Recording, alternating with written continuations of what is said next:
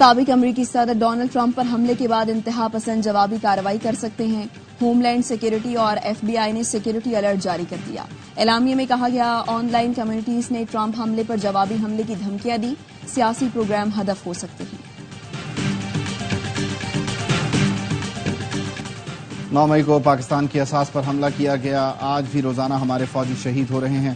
9 مئی کو حملہ کرنے والے دہشت گردوں کو بھی پناہ دیتے ہیں، خواجہ آصف کا بڑا الزام۔ وزیر دفاع نے کہا بانی پی ٹی آئی اور سابق اسپیکر قاسم سوری پر آرٹیکل 6 لگ سکتا ہے۔ پی ٹی آئی پر پابندی کا فیصلہ ابھی نہیں ہوا، معاملے کو پہلے پارٹی قیادت دیکھے گی، پھر اتحادیوں سے مشاورت ہوگی۔ نائب وزیر اعظم اسحاق ڈار کا بڑا بیان، کہا قانون اور آئین کے مطابق فیصلہ ہوگا۔ الیکشن کمیشن کے پاس ثبوت ہیں کہ پی ٹی آئی غیر ملکی فنڈنگ لینے والی جماعت ہے۔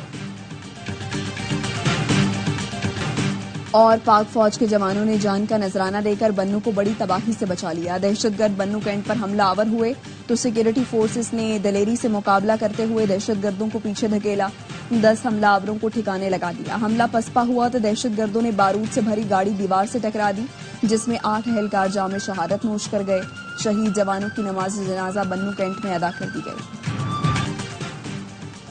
صدر اور وزیر اعظم کا شہید جوانوں کو خراج عقیدت، دہشت گرد حملوں کی مذمت۔ صدر زرداری نے کہا بنو میں جوانوں کی بروقت کارروائی نے قوم کو بڑے نقصان سے بچا لیا۔ وزیر اعظم نے کہا دہشت گردی کو ختم کر کے دم لیں گے، بزدلانہ کارروائیوں سے دہشت گرد قوم کے حوصلے پست نہیں کر سکتے۔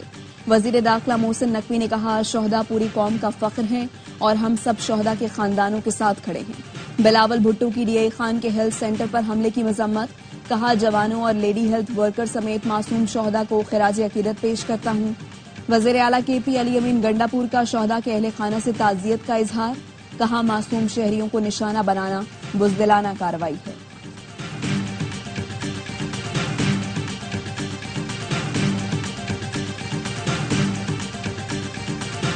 Reports and the statements made by the government. Our understanding this is the beginning of a complex process, but certainly the banning of a political party is something that would be of great concern to us. امریکہ کا پاکستان تحریک انصاف پر پابندی کے فیصلے پر تشویش کا اظہار۔ امریکی محکمہ خارجہ کے ترجمان میتھیو ملر کہتے ہیں سیاسی جماعت پر پابندی سے متعلق حکومتی بیانات سے لگتا ہے یہ پیچیدہ سیاسی عمل کا آغاز ہے۔ ARY نیوز کے سوال کے جواب میں میتھیو ملر کا کہنا تھا پاکستان میں قانون کی حکمرانی کی حمایت اور کسی بھی ملک میں سیاسی تشدد کی مذمت کرتے ہیں۔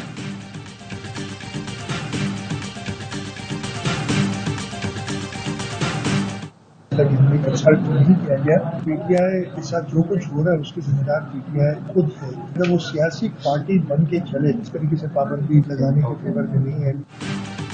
پی ٹی آئی پر پابندی لگانے سے متعلق ہم سے مشورہ نہیں کیا گیا۔ پی ٹی آئی کے ساتھ جو کچھ ہو رہا ہے اس کی ذمہ دار وہ خود ہے۔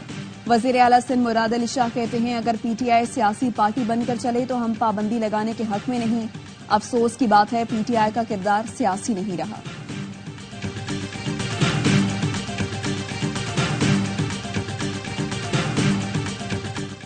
مخصوص نشستوں پر حکومت کی سپریم کورٹ میں سبکی ہوئی، پی ٹی آئی پر پابندی اور آرٹیکل 6 کی کارروائی کا فیصلہ نون لیگ کے اندرونی خلفشار کا نتیجہ ہے۔ بیرسٹر سیف کہتے ہیں غداری کے مرتکب لوگ دوسروں پر مقدمات چلانے کی بات کر رہے ہیں۔ آرٹیکل 6 کا سب سے زیادہ مستحق شریف خاندان چیف الیکشن کمشنر ہیں۔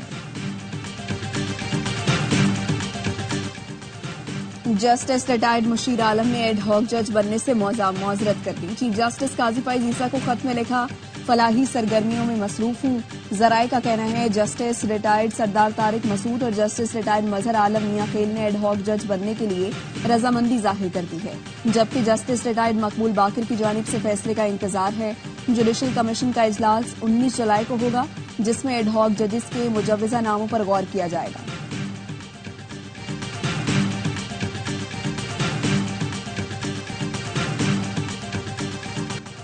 پی ٹی آئی کی سپریم کورٹ میں ایڈ ہاک ججوں کی تعیناتی کی مخالفت۔ Chairman P T I barrister Gohar کہتے ہیں چھٹیوں کے دوران ایک ساتھ 4 ججوں کی ایڈ ہاک تقرری غیر ضروری ہے۔ فیصلے سے کیسوں کا بوجھ کم نہیں بلکہ سمجھوتا ہوگا۔ 2015 سے سپریم کورٹ میں کسی ایڈ ہاک جج کی تقرری نہیں کی گئی۔ فواد چودھری کا کہنا ہے کچھ لوگ مرضی کے فیصلے کرانا چاہتے ہیں، فیصلوں پر مہر لگانے کے لیے مرضی کے ججز لگانا چاہتے ہیں۔ نگران حکومت کا حصہ رہنے والے ریٹائرڈ ججوں کو تعینات کرنے کی کوشش ہو رہی ہے۔ پشاور ہائی کورٹ بار نے سپریم کورٹ میں ایڈ ہاک ججز کی تعیناتی کو مسترد کر دیا۔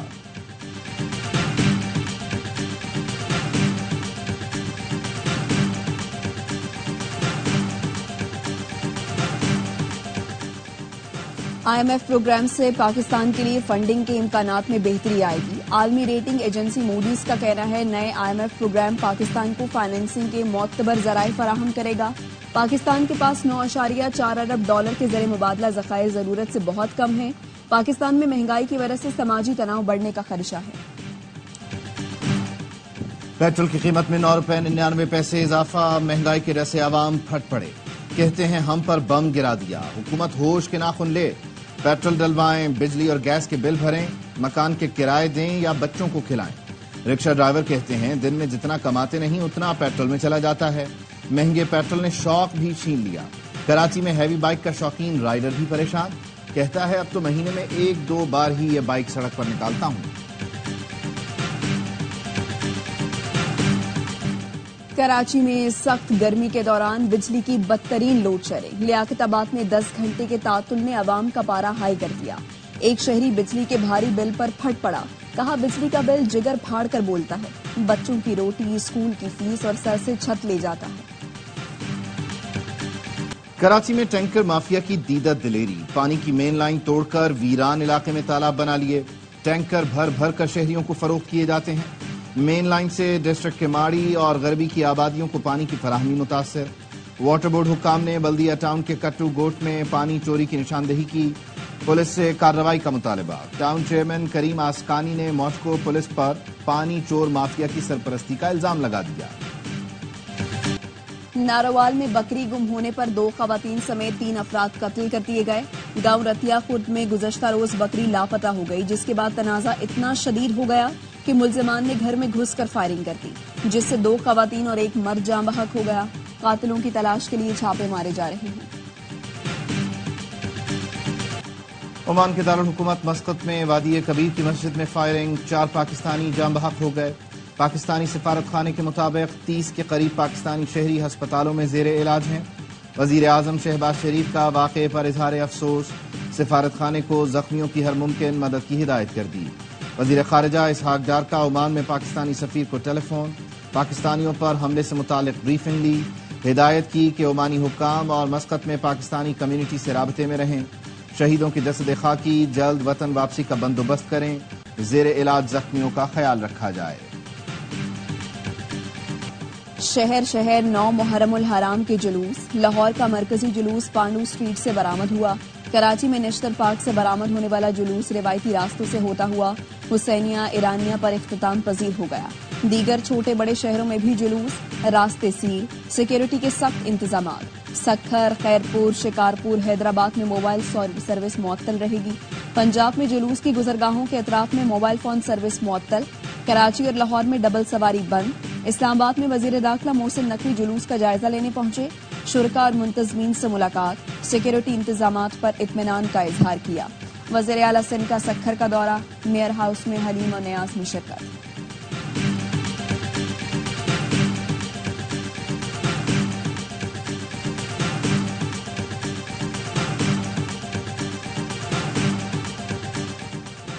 بانی پی ٹی آئی اور بشرا بی بی سے تفتیش کے بعد نیب کی ٹیم اریالہ جیل سے روانہ۔ جیل ذرائع کا کہنا ہے نیب ٹیم نے دونوں سے توشہ خانہ تحائف اور فروخت کے حوالے سے 4 گھنٹے سے زائد تفتیش کی۔ نیب نے 13 جولائی کو بانی پی ٹی آئی اور بشرا بی بی کی توشہ خانہ میں گرفتاری ظاہر کی تھی۔ عدالت نے 14 جولائی کو بانی پی ٹی آئی اور بشرا بی بی کا 8 روزہ جسمانی ریمانڈ منظور کیا تھا۔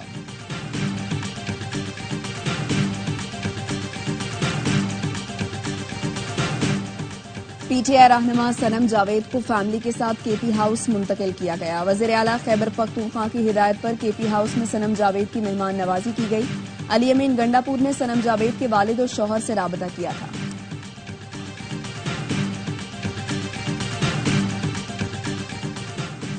وزیر اعلیٰ خیبر پختونخوا کی زیر صدارت محکمہ صحت کا اجلاس، علی امین گنڈاپور نے ایمرجنسی رومز، ٹیلی میڈیسن سینٹرز اور سیٹلائٹ سینٹر کے قیام پر اصولی اتفاق کیا۔ اجلاس میں محکمہ صحت اور نجی تنظیم چائلڈ لائف فاؤنڈیشن کے درمیان معاہدے کا بھی اصولی فیصلہ۔ وزیر اعلیٰ کی متعلقہ حکام کو ہوم ورک مکمل کر کے کابینہ میں پیش کرنے کی ہدایت۔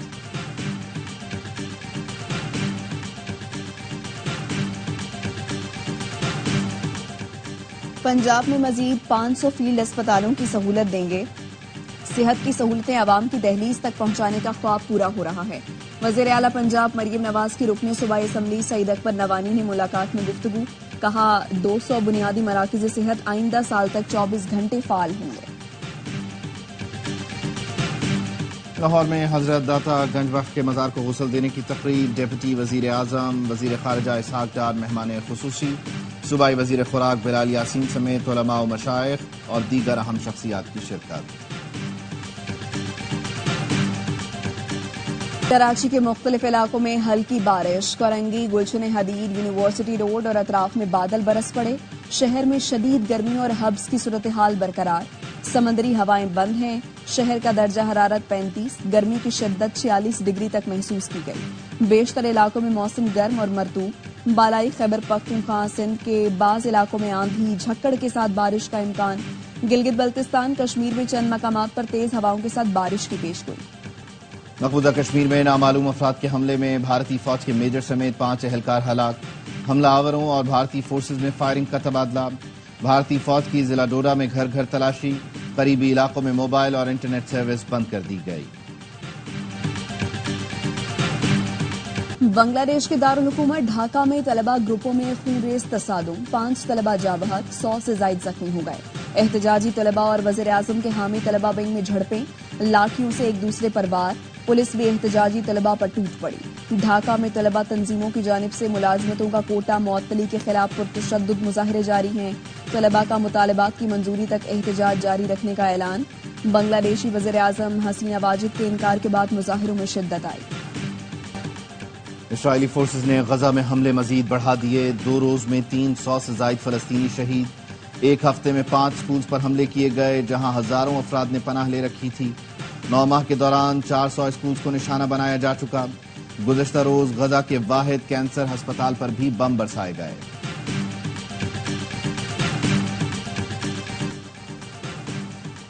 फजा में खून की बू, जमीन पर कचरे के ढेर। खान यूनिस में इसराइली बमबारी से इंफ्रास्ट्रक्चर तबाह। हर तरफ गलाजत और मलबे के ढेर। फलस्तीनियों का ताफुन ज़दा माहौल में दम घुटने लगा।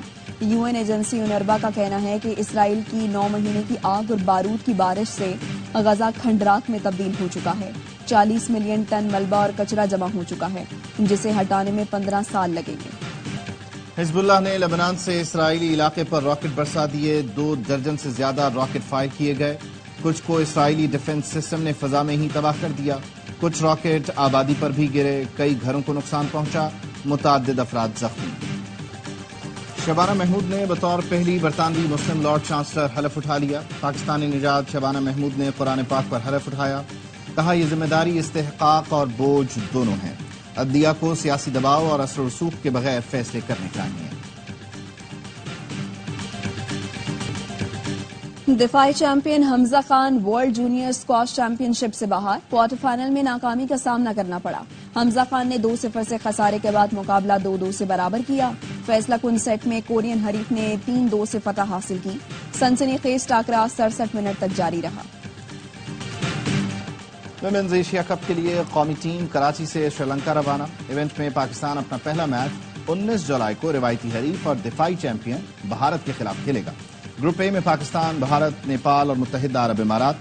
ग्रुप बी में बांग्लादेश, मलेशिया, थाईलैंड और मेजबान श्रीलंका शामिल हैं।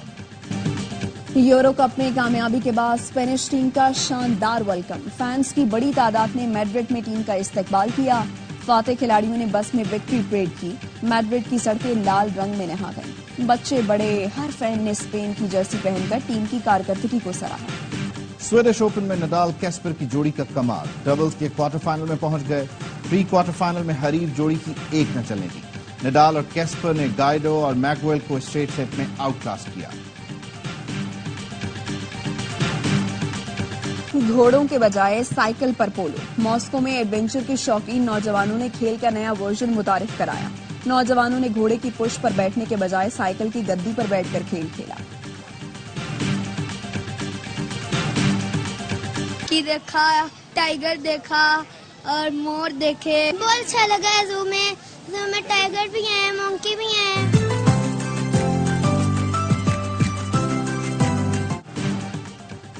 لاہور میں خونخوار جانوروں کے لیے شفاف شیشے کے پنجرے، اب شیر، چیتے اور دیگر جانور انتہائی قریب سے دیکھے جا سکتے ہیں۔ بحالی کے بعد لاہور کا چڑیا گھر کھول دیا گیا۔ ای ٹکٹنگ کے ساتھ ساتھ نئے پرندے اور جانور بھی لائے جائیں گے۔